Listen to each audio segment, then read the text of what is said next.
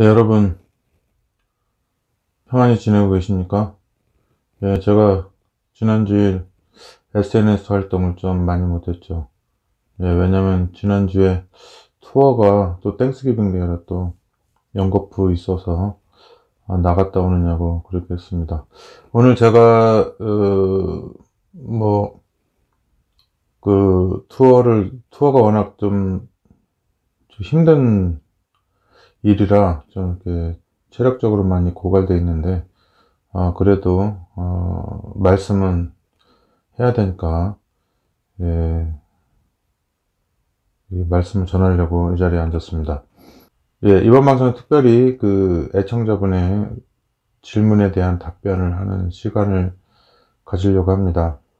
예, 애니정님의 질문인데요. 애니정님의 질문을 제가 읽어보도록 하겠습니다. 목사님, 오늘도 말씀 잘 들었습니다. 재림교회가 조사심판 교리로 많이 시끄러운데 참으로 걱정입니다. 시간 되시면 조사심판을 복음이라는 관점에서 풀이해 주시면 좋을 것 같아요. 성서진리가 복음이라면 그 과정에 있는 조사심판도 분명히 복음이라고 믿고 싶습니다. 그러나 늘 믿음으로 말미암는 의와 품성을 위한 행함에서 딜레마를 겪고 있는 재림교회의 현실인 것 같아요. 부탁드립니다. 감사합니다. 네, 제가 그래서 이렇게 답변을 드렸습니다. 유익하고 중요한 주제로 질문을 주셔서 감사합니다. 조만간에 방송을 제작해서 내보내도록 하겠습니다. 늘 방송에 관심 가져 주시고 애청해 주셔서 감사합니다. 주님 안에서 늘 행복하고 건강하시기를 기도합니다. 예, 뭐 단어에는 뭐 일반적인 단어가 있고 뭐 특별한 의미를 지닌 단어가 있죠. 예를 들어서 뭐 6월 25일 그러면은 그냥 평범한 365일 중에 하루죠. 예, 그런데 이제 우리가 6월 25일 그러면 생각나는 게 전쟁 아닙니까? 예, 6.25 전쟁. 예, 그래서 이제 6.25 하면은 어떻게 보면 전쟁이라는 단어보다 더 실감 있게 다가오죠. 예, 그래서 그냥 전쟁이라고 그러면 감정이입이 잘 안 되는데 6.25라고 하면 뭐 이산가족이라든지 뭐 여러 가지 또 전사자라든지 뭐 국가적으로 우리의 이 정서 속에 굉장히 깊은 어떤 상처와 어떤 그런 영향을 미쳤기 때문에 예, 그 단어만 들어도 6.25라고 하는 그 달력의 날짜가 떠오르는 것이 아니고 6.25라고 하는 단어가 가지고 있는 정서 때문에 그 실질적으로 그 뜻을 가지고 있는 단어보다도 그 뜻이 없는 이 단어가 더 의미를 많이 가지게 되는 것이죠. 예. 그래서 뭐 6월 25일 날 하루만 전쟁한 것도 아닌데 예, 뭐 3년간의 전쟁을 통틀어서 6.25라고 하잖아요. 6.25 전쟁 이렇게 말을 합니다. 그래서 이 조사심판이라는 것도 그냥 일반적인 얘기로는 그냥 이게 조사자를 빼면 이게 심판이란 여러 종류가 있잖아요. 그죠? 뭐 축구 심판도 있고 뭐 탁구 심판도 있고 뭐 기타 등등 예, 심판이라는 게 많이 있는데요. 그 앞에 조사라고 하는 것이 붙어서 그 심판이라고 하는 것을 어떻게 한정 짓게 되는 거죠. 예, 조사 심판, 뭐 집행 심판 뭐 이런 게 있을 수도 있겠죠. 그죠? 예, 그렇지만은 뭐 조사 심판이라고 해도 거기에 어떤 6.25처럼 뭐 특정한 어떤 의미가 부여되어 있지 않으면은 그냥 뭐 평범한 단어죠, 사실은. 예. 그거 가지고 막 교류화시켜서 막 뭐라고 하기 때문에 사람들이 뭐라고 하는 거지. 그냥 조사 심판을 그냥 단어 의미대로만 얘기한다면 조사하지 않는 심판이라는 게 없잖아요. 예, 뭐 꼭 종교가 아니라 세상에서도 뭐 진상조사위원회 뭐 이런 거 하잖아요. 그죠? 예, 조사라고 하는 거는 다 심판하려면 당연히 조사를 해야 되겠죠. 예, 그래서 이제 조사라는 것의 의미를 가지기보다는 차라리 그냥 예, 심판에 대해서 의미를 두는 것이 낫겠죠. 예, 그래서 이제 지금 질문하신 분은 당연히 뭐 진상을 조사하고 해야지 심판에서 당연히 따라오는 것이 조사인데요. 그 조사 심판이라고 하는 그 일반적인 단어에 대한 것에 초점을 맞춘 것이 아니고 어느 특정한 집단에서 가르치고 있는 교리적인 면에서 얘기하는 것이죠. 예, 그런 게 단어가 가지고 있는 실제적인 의미와 그 단어를 어느 특정한 집단에서 썼을 때, 예, 그 쓰여지는 말이 가지고 있는 그런 정서라든지 그런 느낌이 좀 이렇게 달라지게 되는 것입니다. 아무튼 저는 뭐, 그 조사심판에 대한 질문을 하셨지만, 조사심판에 대한 것에 대해서 좀 포괄적으로 이렇게 얘기해 보려고 합니다. 왜냐면 이것이 좀 여러 가지로 문제가 많이 논란이 있는 그런 주제이기 때문에 제가 그냥 이걸 여기 분이 뭐 복음이라는 관점에서 풀어달라고 했는데, 예, 복음이라고 하는 관점에서 하면 좋죠. 예, 좋지만은 그래도 전제는, 예, 어떤 거를 특정해서 연구하는 것보다는 그 어떤 주제가 주어졌을 때 그거를 객관적으로 보다가 그 복음이 도출이 되던 뭐 율법주의가 도출이 되던 그 도출된 결과를 그대로 받아들여야 된다고 저는 생각을 합니다. 그래서 뭐 결과론적이야, 저는 뭐 복음으로 결론이 되겠지만, 예, 복음으로 결론이 되겠지만 뭐 이미 제가 답을 알고 있으니까요. 하지만은 그거는 네 생각이지라는 생각을 하게 되면 안 되죠. 왜냐면 복음이라고 하는 카테고리에다 넣어놓고 조사심판을 얘기하면 안 돼. 그게 맞더라도. 예, 그래서 많은 사람들이 공감할 수 있는, 예, 어떤 사람은 기브 앤 테이크라서 율법을 중시하는데 뭐 무조건 복음에다 갖다 하면 껴맞추기가 되니까 제가, 예, 그냥 성경적인 얘기, 이게 지금 성경을 설명하는 거니까 성경적으로 좀 이렇게 클리어하게 좀 이렇게 얘기해 보도록 하려고 합니다.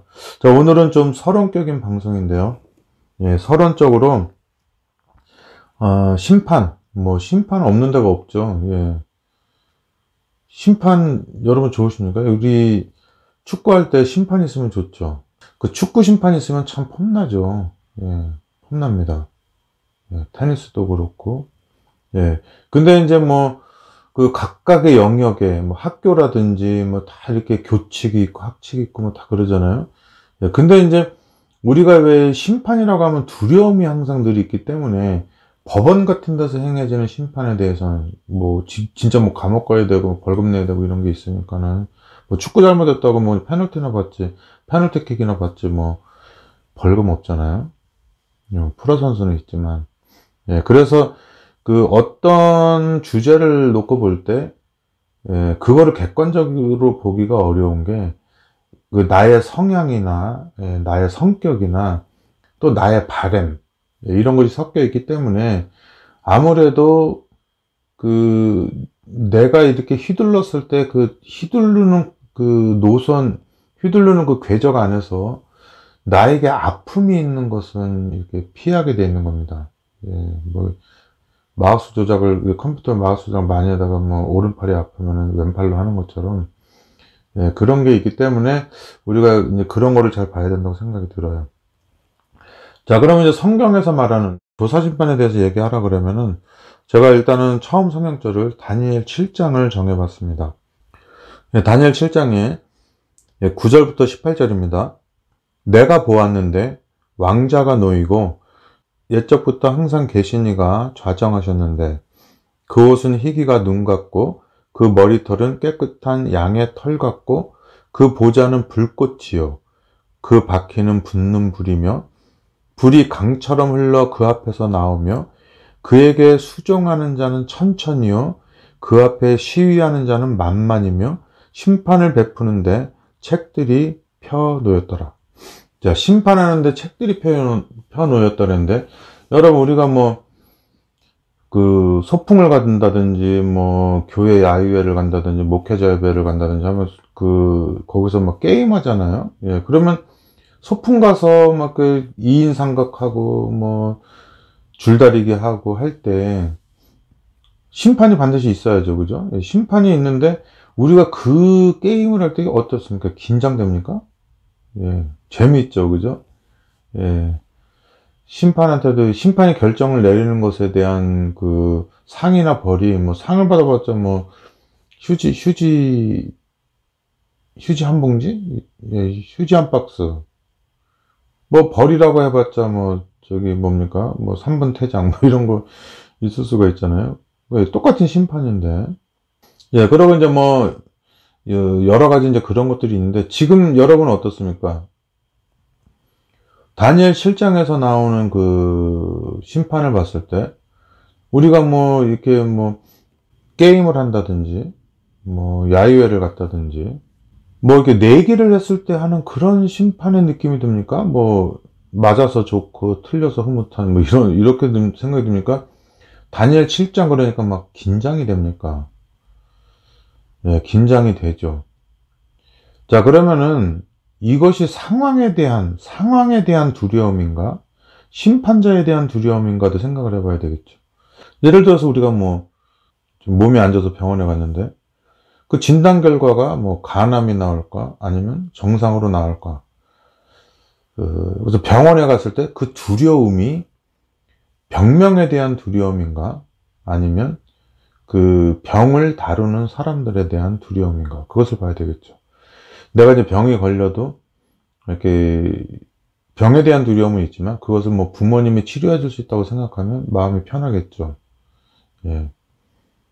예, 그런 거가 있는 것이죠. 이제 심판을 베푸는데 책들이 놓여 있는데 여러분들이 가지고 있는 두려움은 심판에 대한 두려움입니까? 아니면 심판을 주체하는 존재에 대한 두려움입니까? 그냥 우리가 하는 뭐 야유회 가서 뭐 이렇게 게임할 때 하는 심판이 아니라 이 세상 왕국에서도 볼 수 없는 어마어마한 광경이 막 불이 흘러나가고 정말 뭐 이거는 뭐 그냥 서 있을 수조차 없는 그런 엄청난 광경이죠. 그때 내가 그 큰 말하는 작은 뿔의 목소리를 인하여 주목하여 보는 사이에 짐승이 죽임을 당하고 그 시체가 상한 바 되어 붙는 불에 던진 바가 되었으며 그 남은 모든 짐승은 그 권세를 빼앗겼으나 그 생명은 보존되어 정한 시기가 이르기를 기다리게 되었더라. 예. 이 심판이라고 하는 것이 지금 우리 인간들이 생각하는 것, 시간의 흐름이라는 것이 들어있네요. 이 심판해서 어느 정점에 있는 것이 아니라 이렇게 그 어떤 장소, 공간 개념이 나오고 불이 흘러가고 있는데 그 어떤 짐승이라고 하는 짐승의 세력들이 불 속에 들어가고, 예. 그 불 속에 들어간 결과가 참혹하죠. 그죠? 그리고 뭐, 나머지 짐승들은 뭐, 이거, 어떤 그 심판을 베풀고 있는 진행 과정 속에 어느 상태가 돼서 그거를 기다리고 있는, 결과를 기다리고 있는, 예, 그것을 얘기하고 있습니다. 그러면 심판하는 공간과 시간이 있는 것이죠. 진행되는 시간. 근데 13절에 내가 또 밤 이상 중에 보았는데 인자 같은 이가 하늘 구름을 타고 와서 옛적부터 항상 계신 자에게 나와 그 앞에 인도되매. 예, 인자 같은 이, 우리가 뭐 기독교인들은 다 알죠. 예수님이라는 거. 이게 뭐 한 분이 아닌 거죠. 그 인자 같은 이가 옛적부터 항상 계신 이에게 인도됐다고 했어요. 옛적부터 항상 계신 분은 하나님이시고 인자 같은 이가 있으면, 예, 답이 너무 쉽죠. 예. 요 분이 세상을 너무 사랑해서 요 인자 같은 또 다른 하나님을 인자로 만들어서 이 땅에 그 심판받을 대상들에게 보내서 그 보낸 존재가 지금 온 겁니다. 그 앞으로. 예. 제가 옛날에 어떤 분인지 좀 약간 돈이 좀 있는 분이에요. 예. 개인적으로는 돈이 좀 있는 분인데, 그분이 뭐 살아가면서 재산이 있으니까 좀 당당하죠. 뭐 누구를 만나든 이제 변호사 살 돈도 있고 다 있으니까. 근데 이제 한 번은 그분이 울부짖은 적이 있어요. 잘못은 상대방이 했는데 이분이 이제 그렇게 뭐 법적으로 당당하던 분인데 울더라고요. 근데 우는데 왜 우냐면 지금 저쪽은 한 개인이 아니라 어마어마한 단체라는 겁니다. 싸워서 이길 수가 없다는 거죠. 이상하잖아요. 선과 악의 대쟁투인데 선한 쪽이 이기고 잘못한 쪽이 져야지 되는데 저쪽에 돈이 많으니까 이긴다고 하는 생각이 있는 겁니다. 이게 굉장히 세상적인 아이디어죠. 예. 근데 하나님도 마찬가지죠. 힘으로는 이길 자가 없다고 했는데 지금 분명한 건 뭐냐면은 자기가 구원하려고 하는 존재가 죄를 안 졌으면 모르는데 죄를 졌단 말이에요. 예. 그러면 그 죄를 이분이 심판자이시고 심판의 주체이신데 죄를 진 사람에 대해서 이게 정당하게 이 판결을 조사를 하고 판결을 해서 집행을 해야 되는데, 이분이 잘못했다고 죽일 수가 없는 존재인 거예요. 예. 그래서 죄를 지어서 조사해봤자 죄가 있고, 그리고 사형 선고를 내리고 집행을 해야 되는데, 그 과정에 약간 변화를 가했단 말이죠. 그게 뭐냐면은, 조사한 사실 정확하고, 조사한 사실을 바꿀 수가 없잖아요. 선악과를 먹었는데, 먹은 사실을 안 먹었다고 바꿀 수는 없잖아요. 그죠? 예. 바꾸면은 이제, 로봇가 되는 거니까, 사람이. 예. 진행되는 역사에 대해서 하나님이 관여를 안 하시죠. 예. 조사한 내용을 바꿀 수도 없고, 그 다음에 판결을 바꿀 수도 없고, 예. 당신의 하나님의 성향이 그런 성향이 있으신 거죠. 판결을 바꿀 수도 없고, 결과가 집행인데 그 결과를 바꾼 거죠. 예, 결과를 바꿨는데, 지금 하나님 앞에 예적부터 항상 계신 자에게 온 그 존재가 바로 인자라고 하는 존재인데, 그 인자는 피심판자죠. 심판을 받는 존재인데, 본인 자신이 심판을 받는 존재가 돼갖고, 어딘가 내려갔다가 올라온 겁니다. 예, 그래서 이 조사하는 과정 그대로, 판결 그대로, 집행의 변화가 있는 거예요. 집행의 변화. 예, 그것에 관련해서 오는 겁니다. 여러분, 그러면은, 인자 같은 인가 예적부터 항상 계신 자에게 나오는데, 그 과정을 무섭게 본다는 건 뭘까요? 예. 아까 범죄한 집단, 사람이 속한 곳이 어마어마한 단체인데, 내가 잘못이 없는 건 100% 확실하지만, 저 가해자를 공격했을 때, 저 가해자는 단체의 힘으로 돈과 권력과 여러 가지를 이용해서, 예. 오히려 있잖아요. 그 사람이 죄가 없는 게 되는 게 아니라 내가 죄인이 돼서 죽게 되는 생각기 때문에 그 사람이 죄가 진짜로 없는데도 제가 가해자도 불구하고 정말 대성통곡하면서 우는 것이 있었습니다. 예. 기독교에도 그런 거 있지 않나요? 그 사람들이 정치도 있고, 사내들인 회원이 있고, 그 다음에 종교적인 세력도 바리새인들이 있고, 정치 종교 세력이지만은, 그 다음에 가말리엘파, 무슨 파 있잖아요. 다 있어가지고, 입법, 사법, 행정을 다 장악한 존재들이, 재정이나 경제 다 장악한 존재들이, 그냥 예수라고 하는 한 사람 등장됐을 때 다 합해가지고 그냥 유죄 판결 내려가지고 죽여버리고, 그러면 이제 끝나는 거예요.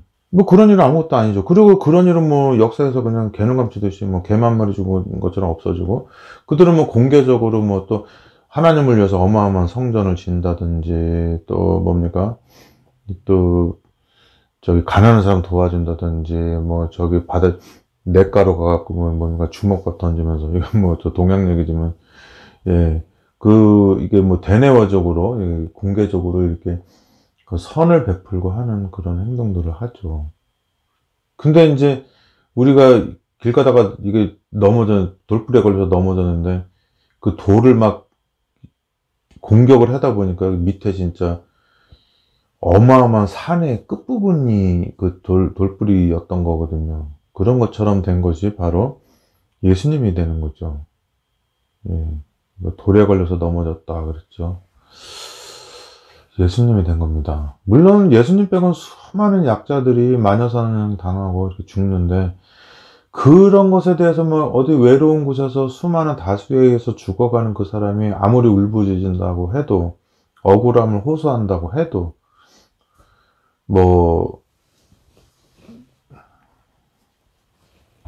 누가 들어줄 사람이 있겠습니까?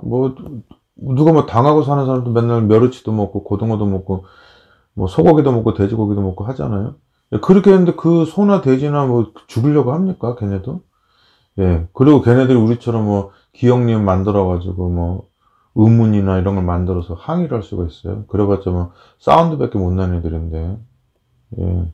그런데 이제 하나님께서는 동물의 동물의 생명을 만들고 동물의 감성을 만든 하나님께서는 그들의 음성을 듣는다는 거죠. 그들의 하소연을. 예. 그래서 이 인자가 나온다고 했을 때, 아까 우리 질문하신 분이 복음적인 차원에서 말해라고 했는데, 예, 저는 그 얘기를 먼저 하고 싶죠. 저는 답을 아니까. 그 두려움에, 그래서 그 두려움에는 형벌이 있다고 그러잖아요. 예, 그 두려움 자체가 형벌이 있는 거죠. 다니엘 7장이 두려움이 아닌데 내가 두렵다고 느끼면 그게 형벌 아닙니까, 사실? 근데 그 다니엘서에 나오는 거 어마어마한 강이, 뭐 불이 흘러내리고, 뭐 보좌가 놓이고, 막 이 세상 왕궁에서도 볼 수 없는 현상이 막 일어나고, 막 그 천만 천사가 있고, 막 거기에 막 우리가 바라보고 있는 막 어마어마한 제국들이 막 다 그냥 추풍낙처럼 무너지고, 거기에 막 인자가 막 어마어마하게 이렇게 딱 이렇게 뭐 초림인지 재림인지 막 하면서 막 이렇게 오잖아요. 예, 그 시기가 언젠지는 뭐 나중에 뭐 그런 거는 얘기하도록 하고, 그 인자 같은 분이 왔을 때 그 아까 말한 대로 그 잘못은 했지만 어마어마한 그 돈과 권력을 가지고 있는 그 단체에 속한 소속원이기 때문에, 그 내가 잘못한 것에 대해서 또 막 슬퍼하고 회개하고는 하지만은, 내가 그 어마어마한 그 재정과 권력 있는 사람으로부터 구원받을 수 있다고 하는 그런 이 희망이 있잖아요. 예. 그 여기 보니까 또 내가 밤 이상 중에 보았는데 인자 같은 이가 13절에 하늘 구름을 타고 옛적부터 항상 계신 자에게 나와 그 앞에 인도되매 그에게 권세와 영광과 나라를 주고 모든 백성과 나라들과 각 방언하는 자로 그를 섬기게 하였으니 그 권세는 영원한 권세라 옮기지 아니할 것이요 그 나라는 패하지 아니할 것이니라. 예, 여기서 이제 일단락이 되죠. 자, 그러면 요거랑 똑같은 구절이 그 성취된 구절이 그 인자라고 하는 분이 이러한 지금 다니엘서 읽었던 그 뭡니까? 권세와 영광과 나라를 받고 백성들과 나라들과 각 방언한 자를 그걸 섬기게 했다고 하는 그 일을 이루시고 선포하는 장면이 마태복음 28장이죠. 예, 그리스도인의 대강령이라고 하죠. 예, 28장 16절에서 20절에 열한 제자가 갈릴리에 가서 예수의 명하시던 산에 이르러 예수를 배웠고 경배하나 오히려 의심하는 자도 있더라. 예수께서 나와 일러 가라사대 하늘과 땅의 모든 권세를 내게 주셨으니 그러므로 너희는 가서 모든 족속으로 제자를 삼아 아버지와 아들과 성령의 이름으로 침례를 주고, 여기 하늘과 땅의 모든 권세를 주셨다는 얘기겠죠. 이 다니엘 9장하고 다니엘 7장하고 똑같잖아요. 예. 지금 이 조사하고 판결하고 집행하는 것은 심판에 대해서 단어적인 의미를 가지고 그 어떤 고유명사화 시킨 단어를 가지고, 예, 교리적으로 자꾸 접근하고 그쪽으로 이렇게 그 촉각을 곤두세우고 있는 사람이 있을 거예요. 예. 그 사람 본인의 삶도 피곤해서 못 살 겁니다. 예, 제가 그런 분들 많이 만났는데요. 예, 굳이 그런 사람들 뭐 경계하거나 그 사람들 공격할 필요 없어요. 자기가 자기 마음으로 자기를 찔러서 죽는 사람들이거든요. 예, 그 말이 맞고 틀리고를 떠나서 진리에 대해서 이게 신사적인 마음을 가지고 그거를 알려고 애쓰는, 우리가 솔직히 부족한 인간이 뭘 합니까? 어제 벌어진 일도 내가 다 모르는데, 예, 내일 일도 모르고요. 예, 그래서 하늘과 땅의 모든 권세를 주셨다고 했고요. 그러므로 너희는 가서 모든 족속으로 제자를 삼아 아버지와 아들과 성령의 이름으로 침례를 주고 내가 너희에게 분부한 모든 것을 가르쳐 지키게 하라. 볼지어다 내가 세상 끝날까지 너희와 항상 함께 있으리라 하시니라. 예, 그래가지고 이제 뭐 이 말씀을 하시고 이제 올라가시죠. 예, 승천하고. 예, 그 아까 그 시간의 흐름이 있다고 그랬죠. 공간이 있고 시간의 흐름이 있는데 그 시간의 흐름에 대해서는 하나님께서 계획이 있으시겠죠. 이제 때와 그 시기에 대해서는 당신한테 속겠다고 했으니까. 예. 일견, 예, 일견, 교리적인 그 성경만 보면은 일견, 부활하시고 이제 승천하시기 전에 부활하신 이후에 내 몸을 만지지 말라. 내가 아직 아버지를 못 봤다. 그 다음에는 이제 뭐 또 다시 나타나셔서는 내 옆구리에 손을 넣어봐라. 이제 만져도 되는 거죠. 예. 공간적으로 예수님이 부활 승천하셔서 어디 가셨을까요? 뭐 이렇게 태양계 안에 있을까요? 아니면 오리온 부자로 갔을까요? 뭐 은하계로 갔을까요? 소우주로 갔을까요? 블랙홀에 계실까요? 웜홀에 계실까요? 우리 요즘에 우주 그거 많이 하잖아요. 뭐 인간이 모르는데 굳이 당신은 가시는 데가 있나 보죠, 어딘지. 예. 무소부재하시고 뭐 전지전능하시고 어디든지 다 계시는 분, 500여 명에게 일시에 나타나실 수 있는 분이 어딘가에는 계시지 않을까요? 어딘가에? 예. 지금 여기는 안 계시겠지. 예. 아, 이건 지금 이제 풍자적으로 하는 얘기입니다. 제가 또 이렇게 믿는다고 하시면 안 되고. 그리고 이제 그분도 이제 이 지구의 자전과 뭐 태양계를 도는 공정과 뭐 이거를 다 계산해 가지고 그냥 막 천년을 천년같이 막 진짜 999년 됐네 이렇게 천년을 천년같이 보시고 사는 분이신지, 그냥 천년이 하루 같고 하루가 천년 같다는 말은 시간이 없다는 얘기인 건지, 예. 그냥 우리 그 유한한 인간을 위해서 표적으로서의 그냥 그 시간, 그래서 이게 정확한 것도 아니고 뭐 1년에 뭐 차이가 나갖고 뭐 4년마다 뭐 윤년이 껴가지고 뭐 저기가 되고 뭐 이런 거 있잖아요. 몇 년마다 윤년에는 366일이죠, 그죠?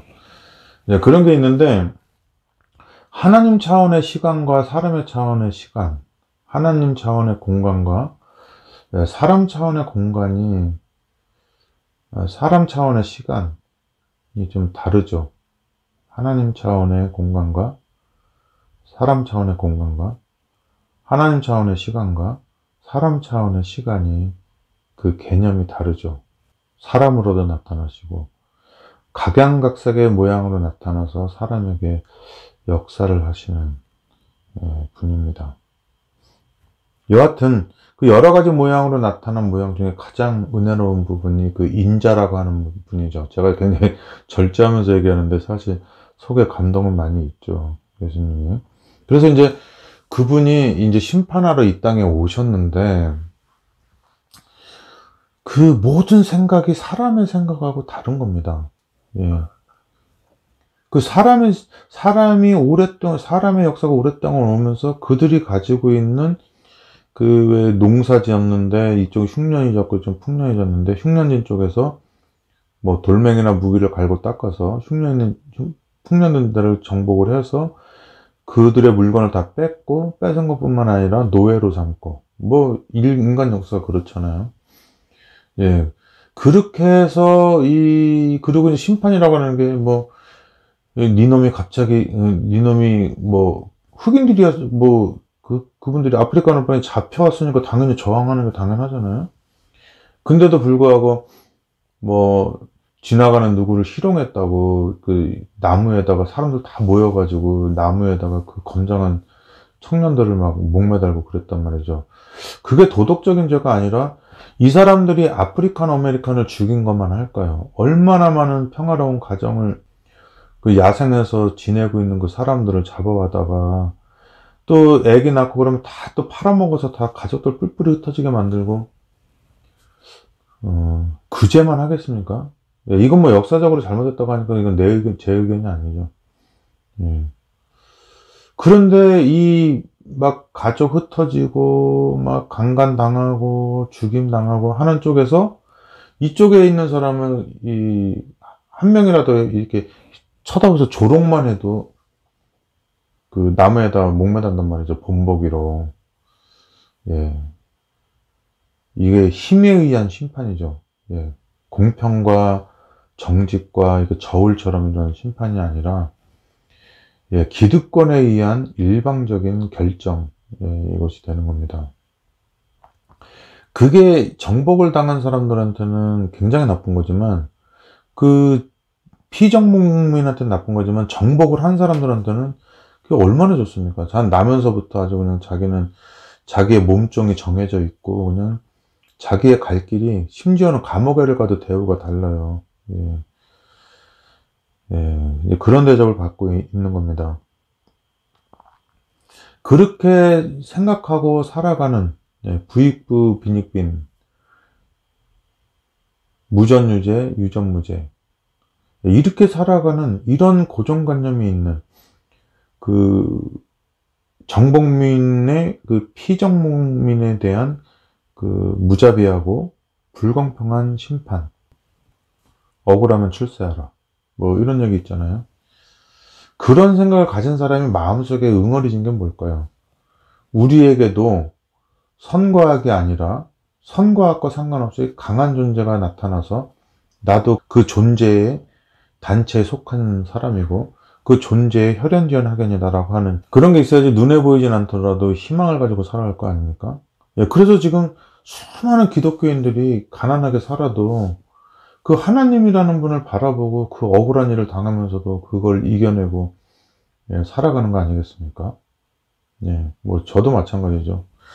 저도 누구를 저도 괴롭힌 적이 많이 있겠죠. 하지만은 내가 남 괴롭힌 거는 내가 아픈 게 아니었기 때문에 생각이 잘 안 나도 누가 나 괴롭힌 거는 오랫동안 생각이 나죠.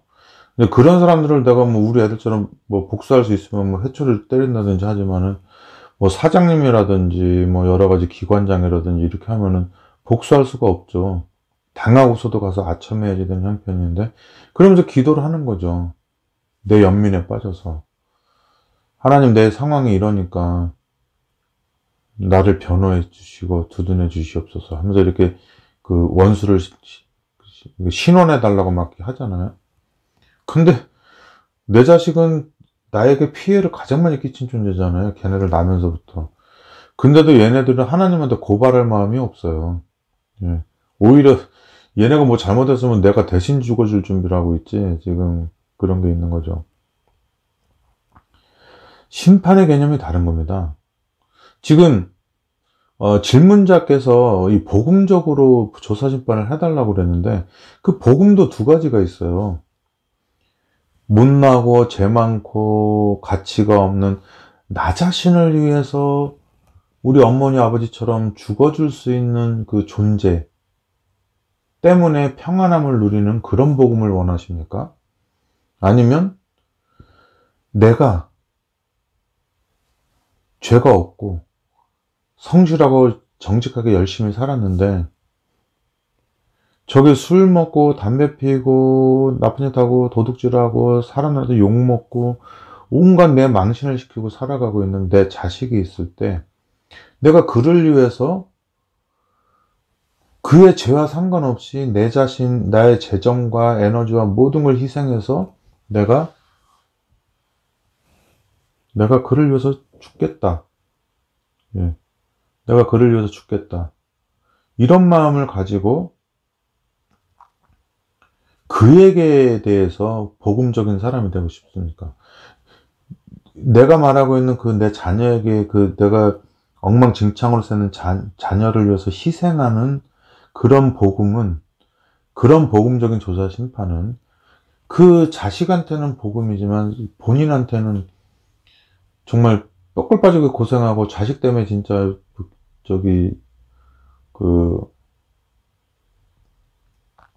자식 때문에 진짜 뭐 기 한 번 못 해보고 자랑 한 번 못 해보고 살다가 죽는 거잖아요. 나 개인적으로 봤을 땐 복음이 아니죠. 근데 여러분들은 어느 게 더 큰 복음일 것 같습니까?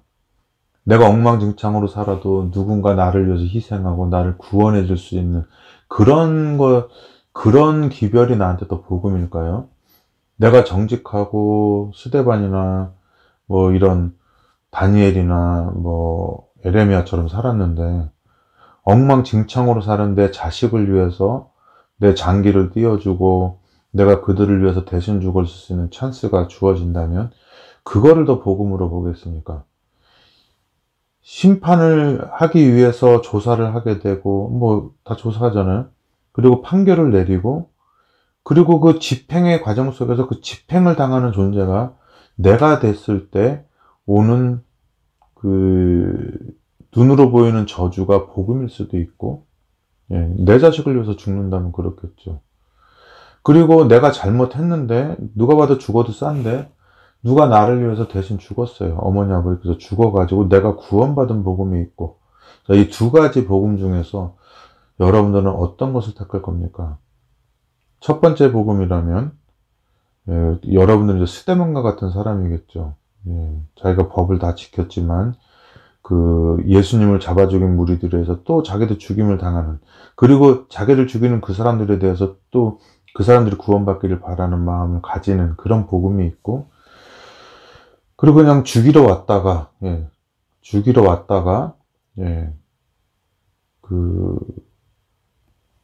자기가 구원받은 십자가상의 강도라든지 백부장이라든지, 그 사람은 뭐 구원받았다고 하잖아요. 구원받은 이후에 또 스데반과 같은 그런 순교의 삶을 살게 되잖아요. 나중에 뭐 전승으로 보면은. 하지만 뭐 유다 같은 사람은 똑같은 장면을 봤는데 본인이 스스로 목숨을 끊잖아요. 그거에 대해서 회개하고 나도 예수의 길을 가겠다, 그게 아니라 지금 자기가 생각했던 권선징악, 자기가 생각했던 조사심판, 자기가 생각했던 판결심판, 생각했던 집행심판이 너무 자기가 그동안 생각해왔던 똑똑한 유다가 역사를 이렇게 고찰하면서 반복적으로 있어왔던 그 심판의 역사를 바라봤을 때 하나님의 역사도 그러할 것이다. 단지 하나님은 우리보다 힘이 세셔서 그 집행을 강하게 하실 것이다 라는 생각을 한 거지, 그런 희한한 방법에 심판할 거라고는 유다는 상상을 못했어요. 자기는 그런 나라가 어울리지도 않고 좋아하지도 않은 거죠. 그 심판이 이겁니다. 누가복음 22장에 저희에게 이르시되 내가 너희를 전대와 주머니와 심도 없이 보내었을 때 부족한 것이 있더냐? 가로되 없었나이다. 이르시되 이제는 전대, 이게 우리 돈 집어넣는 우리 오늘날 말하는 지갑이에요, 지갑. 뭐 여자분들한테는 좀 백이겠죠. 전대 있는 자는 가질 것이요 주머니도 그리하고 검 없는 자는 겉옷을 팔아 살지니라. 예수님이 검을 사라고 하잖아요. 여기서 한 단어 두 생각이죠. 한 단어. 그래서 예수님은 검이라는 얘기를 했을 때 제자들은 그 똑같은 단어, sword, 이 똑같은 단어를 진짜 쨍쨍거리는 검으로 생각하는 거고, 예수님은 당신만이 아는 그 검을 말하는 거예요. 뭐 우리가 이제 나중에 제자들도 다 깨닫죠. 그 검이 진짜 이렇게 사람 찔러 죽이는 그런 검이 아니라 사람의 마음을 움직이는 그런 말씀의 검을 얘기하는 거죠. 그래서 이제 제자들이 그걸 깨닫게 되는 거예요. 그러니까 이 제자들의 오해는 그들의 무지함에서 오는 게 아니라 인류의 역사 가운데 그들 속에 깊이 자리 잡은 이 잠재의식 속에서의 어떤 그런 심판 개념? 그런 것들이 예수님의 말씀을 계속 오해하게 만든 거예요. 그래서 여기 검이 두 자루가 있나이다. 진짜 검을 들고, 그거 가지고 진짜 검을 예비하라고 해서 그 검을 귀를 쳐서 떨어뜨렸잖아요. 귀를 잘라버렸잖아요. 예수님이 말한 건 그 검이 아니다. 그런 검은 필요가 없다. 지금 예수님은 검으로 내가 12 천사는 되는 12형이 되는 천사를 더 부를 줄 알지 못하느냐 이렇게 했잖아요. 내가 말하는 검은 우리의 살을 찌르는, 살을 관통하는 그러한 육신적인 검이 아니라 사람의 마음을 변화시키는 그 양심을 찌르는 그런 비가시적 검을 말하는 것이다. 그래서 그 당시 사람들은, 제자들도 그렇고, 검과 뭉치를 가져와서 예수님을 잡으려고 했고, 제자는 똑같은 검과 뭉치로 그들을 막으려고 했을 때 예수님은 그들에게 순순히 체포돼서 가는 겁니다. 왜냐하면 그가 가진 검은 다른 검이기 때문에 그래요. 우리의 골수를 찔러 쪼개기까지 하고, 결국은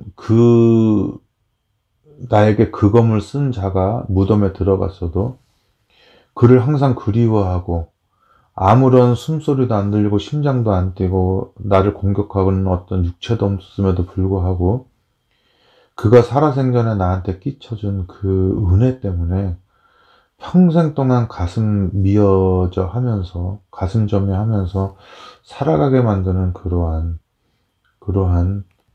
검이 있는 겁니다.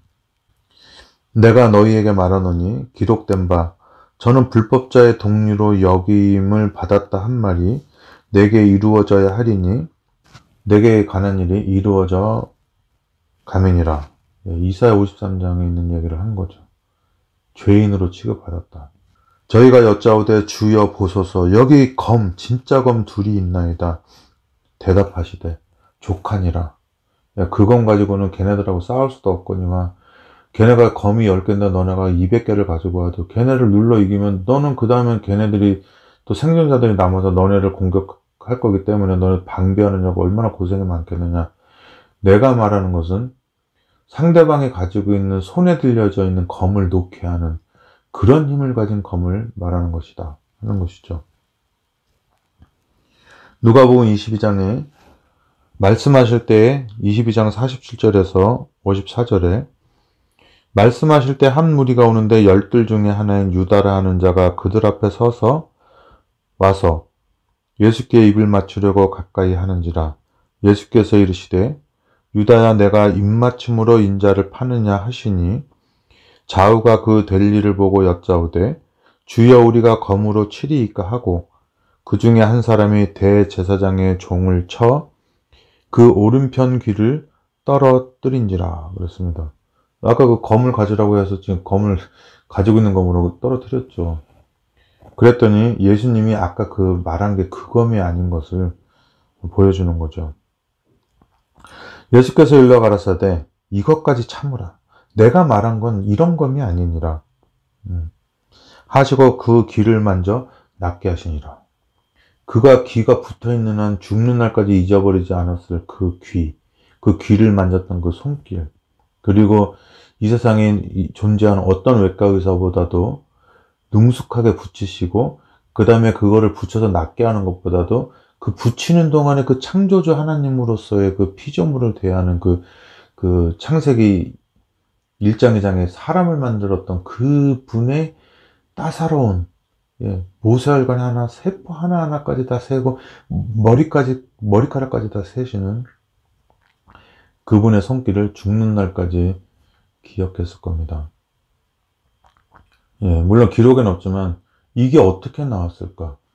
지금 21세기 의학에도 있을 수도 없는 일이죠. 그 일이 어떻게 일어났을까? 아마 흉터도 안 남았을 거예요. 예수님이 하셨으니까.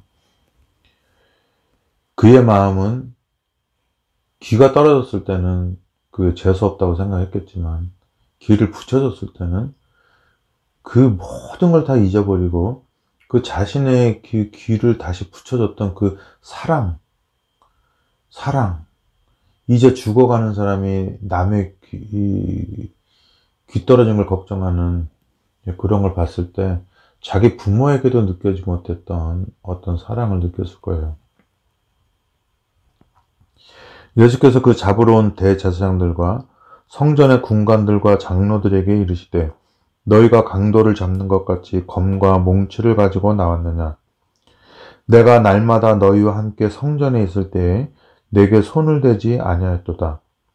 그러나 이제는 너희 때여 어두움의 권세로다 하시더라. 예수를 잡아 끌고 대제사장의 집으로 들어갈새 베드로가 멀찍이 따라가니라. 아담의 후손이죠. 아담의 후손이. 아담은 분명히 그 자기를 창조하신 하나님을 죽이는 것이 아니라 피조물인 그 양을 죽이는 거였는데도 오늘날 그 사람이 죽는 것보다도 더 자기가 그 낳은 독자를 잃어버리는 것보다 더 큰 슬픔을 느꼈다고 했는데요. 낙엽 떨어지는 것만 봐도. 이제는 오랜 세월이 지나서 그 아담의 후손이 우주를 창조하신 하나님, 그들은 확신했다고 했으니까요. 그러면서도 그분이 하나님이 아니시더라도 이 땅에 살았던 삶으로 봤을 때 돈도 가지지 않고 자기네들이 가지고 있는 호위무사들이 가지고 있는 검도 없고 자기네들이 늘 없으면 조바심 나고 마음이 텅텅 비고 힘들어하는 그런 전대도 없으시고 그냥 맨몸으로 다니시는 분이신데요. 집도 없으시고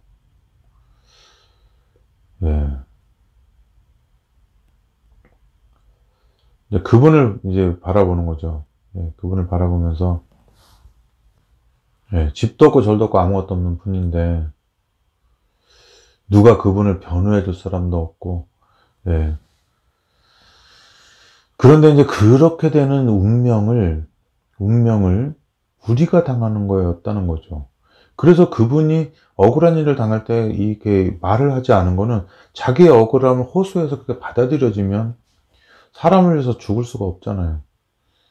그래서 그 아담의 후손이 아무런 죄책감도 없이 당신의 삶만 봐도 그분이 메시아이고, 메시아가 아니라도 그분이 정말 겸손하고 검소하고 사람을 사랑하고, 심지어는 말 못하는 짐승에 대해서도 사랑하는 그분을 본인들도 알면서도 그렇기 때문에 그들의 악을 인해서 예수님을 죽게 만든 것이죠. 그렇게 죽은 거예요. 그가 가진, 그분이 행하는 심판의 결말이 이겁니다. 그분이 조사했어요. 누가 먹으라고 했느냐? 저 뱀이 먹으라고. 뭐라고 핑계대도 좋아요. 예수님은 이 사람들에서 죽을 거니까. 네. 조사했어요. 그리고 다 판결 내렸어요. 너는 뭐 애 낳고 죽을 거고, 너는 수고하다 죽을 거고, 너는 정신도로 흙을 먹을 거다 했어요.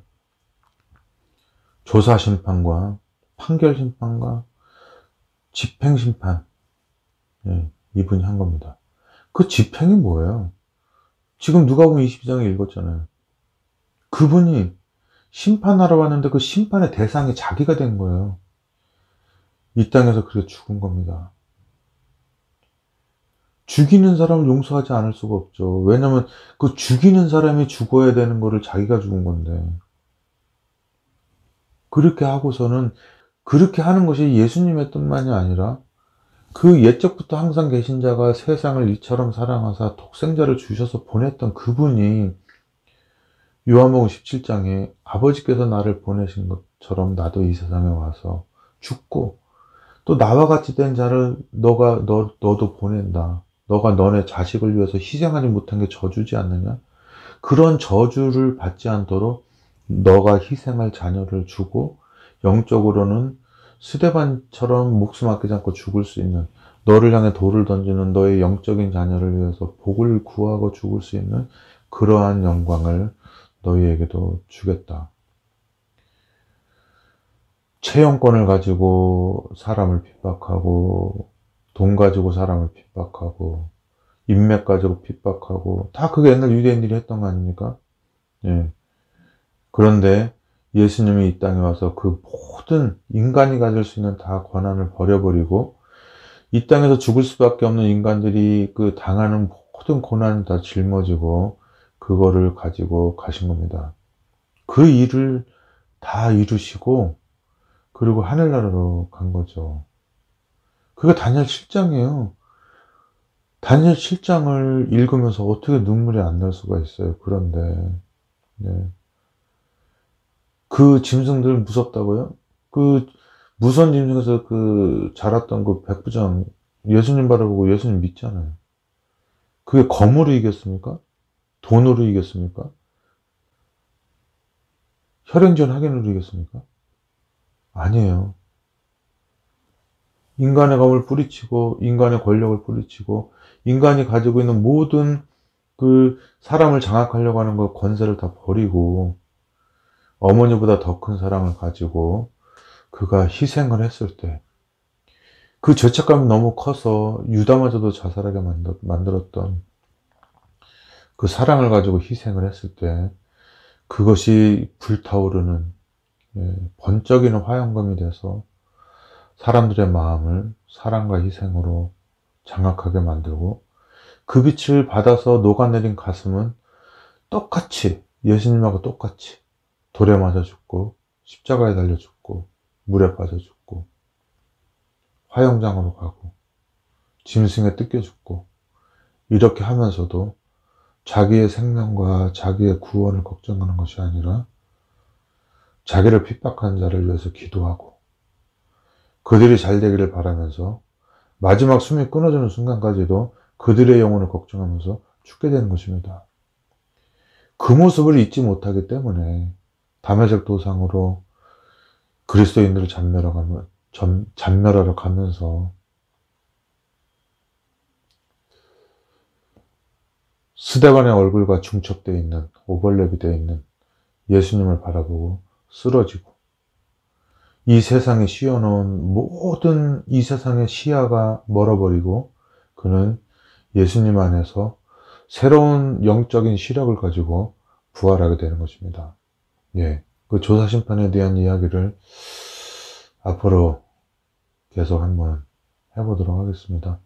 제가 지금 뭐 거의 그 올림픽 시작할 때처럼 막 줄 맞춰서 들어가는 게 아니라 폐회식 해가지고 그냥 네 나라 내 나라 여자 남자 없이 막 섞여가지고 막 무질서하게 난장판이 돼버린 그 올림픽 폐막식 때처럼, 예, 그런 마음이 있기 때문에 뭐 주제도 없고 아무것도 없어요. 예, 다행히 이렇게 애니정님께서 주제를 정해 주셔가지고, 예, 너무나 사랑스럽고 복음스럽고 감동을 주고, 내가 죽을 때도 그 언약을 안고 죽을 수 있는 이 평안한 복음. 예, 사람들이 조사심판이라고 네 글자로 딱 사자성어로 만들어놨나요? 예, 그 고유명사화 시킨 그 조사심판에 대해서 다시 그 고유명사를 풀어 헤쳐서 일반 명사로 만들어서, 예, 성서적으로 잘 풀어나가도록 그렇게 하겠습니다. 여러분, 제가 죄인이지만, 예, 분명히 말하는 거는, 분명히 원하는 거는 여러분들이 행복하길 바라고 하늘나라 딱 가길 바라는 겁니다. 다니엘 7장, 이 가슴이 찢어지지 않을 수 없는 너무나 은혜롭고 우리 하나님한테는 기쁨이고 우리에게는 평강을 주는 그런 은혜로운 복음의 책입니다. 그 다니엘 7장 다시 한번 읽어보시면서 그 안에 존재하는 마태복음의 예수님, 누가복음의 십자가로 달려가는 사랑의 검, 희생의 검, 말씀의 검을 가지신 우리 그분을 함께 만나고요. 그리고 우리도 그 백마탄, 입에서 나오는 그 날성검을 가지신 그분을 따라서 마지막 시대를 살아가는 우리가 되시기를 바라면서 조사신반 첫 번째 시간을 마치도록 하겠습니다. 감사합니다. 다음에 꼭 봬요. 예수님도 언젠가 육신으로 오시고 또 얼굴과 얼굴을 마주보고 눈으로 만나 뵐 날이 있겠죠. 예, 생각만 해도 정말 몸이 막 그 몸과 마음이 녹아내립니다. 예, 그날이 속히 오길 바라면서 오늘 조사심판 첫 번째 시간 마치고, 우리 애니정님 좋은 질문 해주셔서 감사합니다. 뭐 그 전부터 하려고 했지만 이번 기회에는 꼭 해야 되겠다는 생각이 들어서 이제 시작하게 되었습니다. 그러면 또 다음에 또 뵙도록 하겠습니다. 감사합니다.